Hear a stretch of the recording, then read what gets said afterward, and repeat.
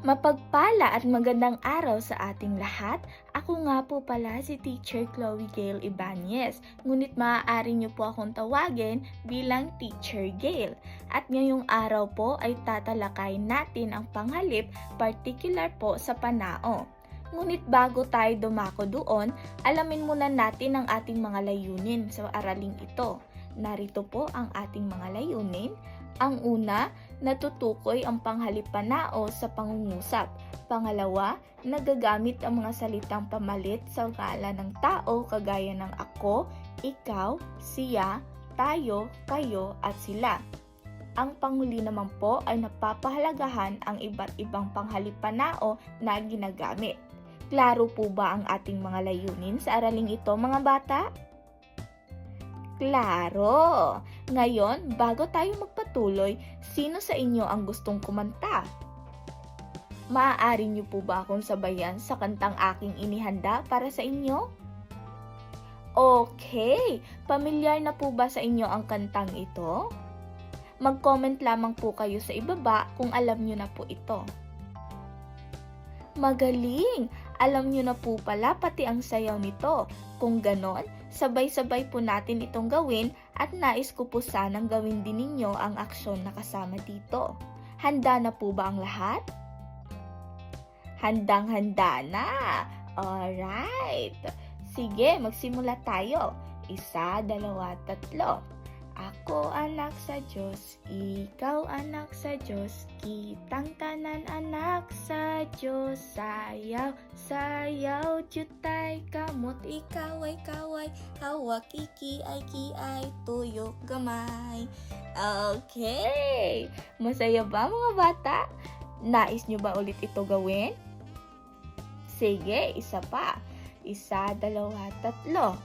Ako anak sa Diyos, ikaw anak sa Diyos, kita tanan anak sa Diyos. Sayaw, sayaw, jutay, kamot, ikaway, kaway, hawak, iki-ay, tuyo, gamay. Magaling mga bata!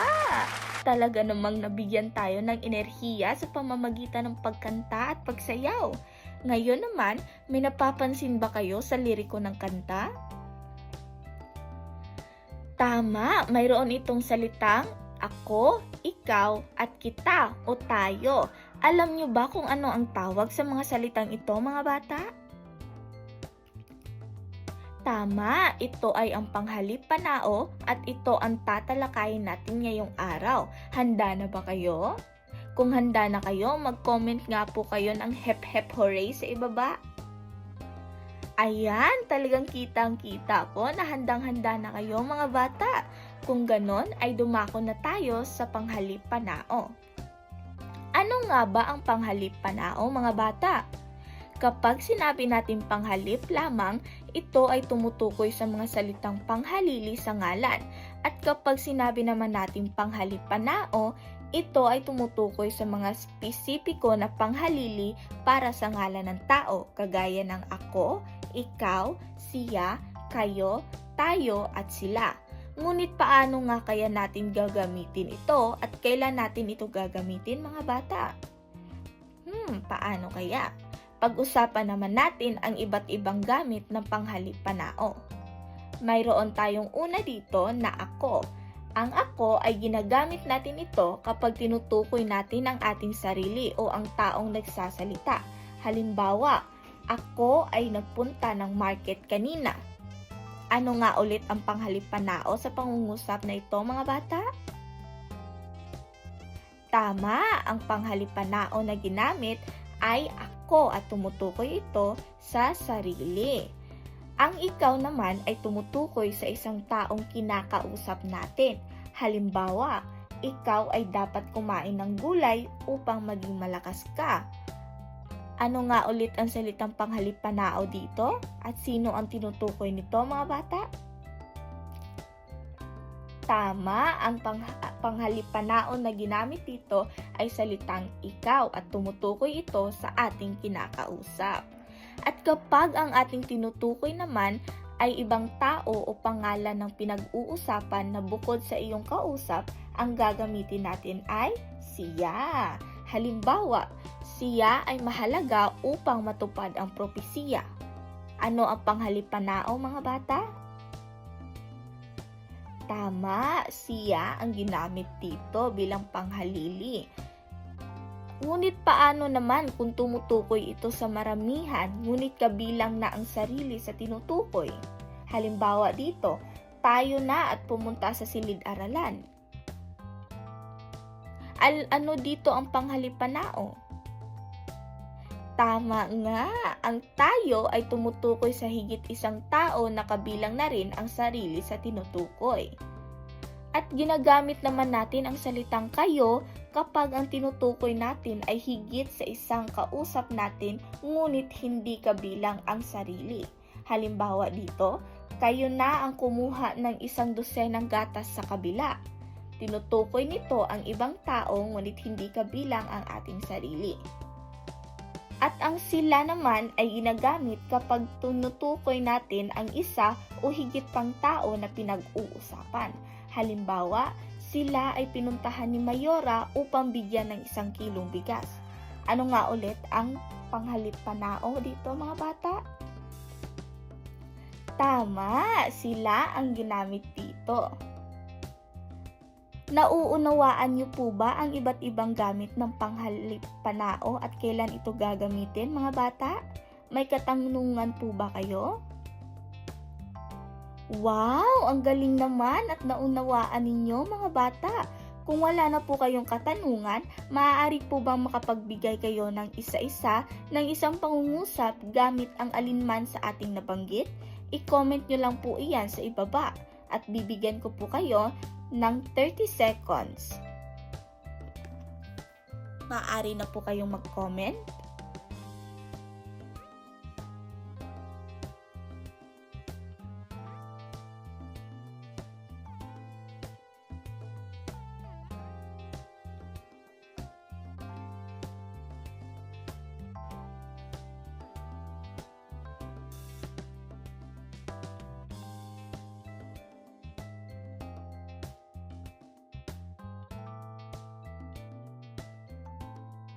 Mahusay! Tama ang inyong mga ibinigay, mga bata. Talagang naiintindihan nyo ang aking tinalakay or ang ating tinalakay. Ngayon naman, upang masukat ang inyong pagkakaintindi, magkakaroon po tayo ng maikling gawain. Basahin at intindihin nyo lamang po ang mga pangungusap at i-comment po ng sabay-sabay ang inyong mga sagot pagkatapos po ng oras. Bibigyan ko po kayo ng 1 minuto at 30 segundo para sagutin ang mga katanungan. Malinaw po ba? Mag-comment po ng hep hep hooray kung handa na po kayo. Ayun, handang-handa na ang aking mga mag-aaral. Kung ganon, magsimula na po tayo. Ang inyong oras ay magsisimula po ngayon.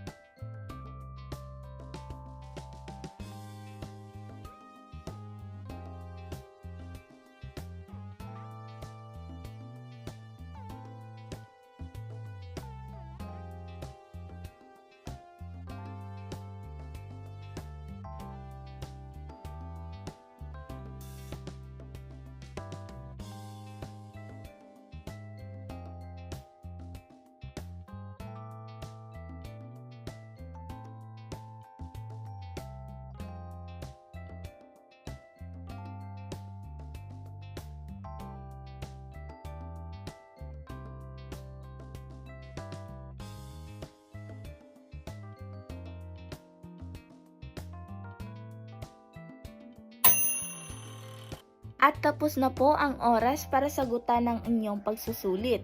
Ngayon naman po, tingnan natin kung tama ang inyong mga sagot. Basahin po natin ang unang pangungusap. Blank ay mahilig magbasa. Ano kaya ang tamang sagot dito? Letrang A, tama. Ako ay mahilig magbasa. Pangalawa naman, si Cloyd ay masipag. Blank ay laging nag-aaral. Tama, letrang C, siya ay laging nag-aaral. Pangatlo naman, si Jenny at Aina ay magkapatid. Blank ay naglalaro. Sila, letrang C, tama. Ang ika-apat naman, blank na ba ang sasama sa akin? Tama, ikaw na ba ang sasama sa akin? Letrang B. Ang ika-lima naman, blank ay maglilinis ng opisina ng prinsipal. Letrang A, tama. Tayo ay maglilinis ng opisina ng prinsipal. Ang panghuli naman, kasama ko si ate kanina. Pumunta blank sa bahay ni Lola. Letrang C, kami ay pumunta sa bahay ni Lola. Magaling mga bata, tama ang lahat ng inyong mga sagot. Dahil dyan, bigyan natin ang ating sarili ng very good clap. 1, 2, 3, go! Very good, very good, very, very good! Magaling mga bata! Ngayon, ano nga ulit ang panghalipanao? Tama! Ang panghalipanao ay ang ipinapalit sa ngalan ng taong nagsasalita, sa taong kausap, o sa taong pinag-uusapan. Ngunit bakit nga ba ito mahalaga mga bata? Ito ay mahalaga upang mas mapaayos ang ating pananalita at pakikipag-usap sa iba at upang mas maunawaan tayo ng mabuti ng ibang tao. Tama! Dahil isipin nyo lamang po kung ang pangungusap ay si Elsa ay nag-aaral, si Elsa rin ay gumagawa ng takdang aralin. Hindi po ba mas magulo o hindi maayos ang pagbibigkas nito? Maaari natin itong gawing si Elsa ay nag-aaral, siya rin ay gumagawa ng takdang aralin. Mas maayos ang pagbibigkas at pagpapahayag ng mga salita, hindi ba mga mahal kong mag-aaral? Kaya mga bata, huwag kalimutan kung kailan at paano gamitin ang panghalipanao upang mas maging maayos ang ating pakikipag-usap sa iba. Naiintindihan ba ako mga bata? Okay, dahil kayo ay nakakaintindi na ng ating aralin ngayon ay magkakaroon tayo ulit ng isa pang gawain na sasagutan ninyo upang mas mapalawak pa ang inyong pag-intindi sa panghalipanao. Bibigyan ko po kayo ng 1 minuto upang sagutin ito.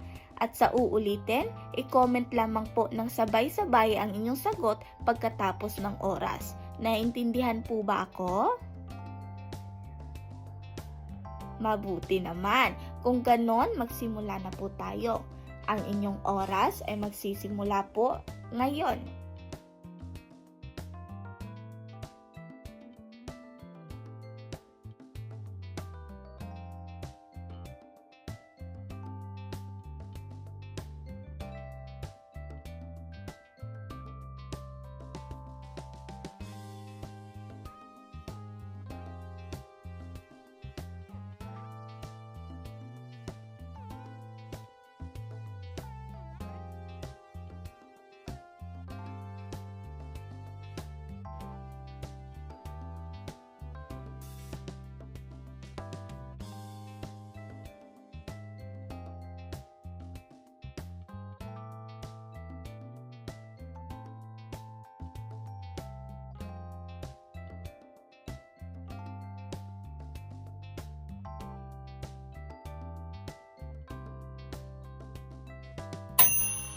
Tapos na po ang oras mga bata.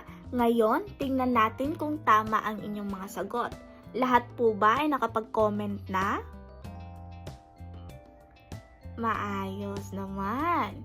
So una ay tingnan natin kung tama ang inyong mga sagot. Ang sila ay tumutukoy sa maraming tao. Tama. Pangalawa naman, ako ay mahilig magbasa. Tama. Ang ikatlo, Ang ikaw ay tumutukoy sa taong nagsasalita. Mali. Ano nga ba ang tamang panghalip dito? O panghalili dito, mga bata? Tama. Ang dapat dito ay ako. Ako ay tumutukoy sa taong nagsasalita. Ang ika-4 naman, ikaw ay mabait. Ikaw ay mababait na kaibigan. Mali. Ano nga kaya ang tamang panghalip panao dito, mga bata? Kayo, mabuti naman, napakahusay talaga. Ang ika-5 naman, kami ay pupunta sa park bukas. Tama, napakahusay naman mga mahal kong mag-aaral. Nakuha ninyo talaga ang ating aralin ngayong araw. Dahil dyan, bigyan natin ang ating sarili ng 3 palakpak. Alright, para sa pagtatapos ng ating klase, bibigyan ko po kayo ng takdang aralin at ipapasa ninyo ito sa susunod nating klase o bukas. Maliwanag po ba? Ayos, ito po ang inyong takdang aralin. Maaari nyo po itong kopyahin o screenshot. Ito po ay ipapasa ulit bukas, July 20, 2026, saktong alas 2 po ng hapon. Tapos na po ba? Alright, magaling mga bata! Dito na po natin tatapusin ang ating diskusyon. Maraming salamat po ulit sa pakikinig. Hanggang sa muli mga bata. Bye-bye!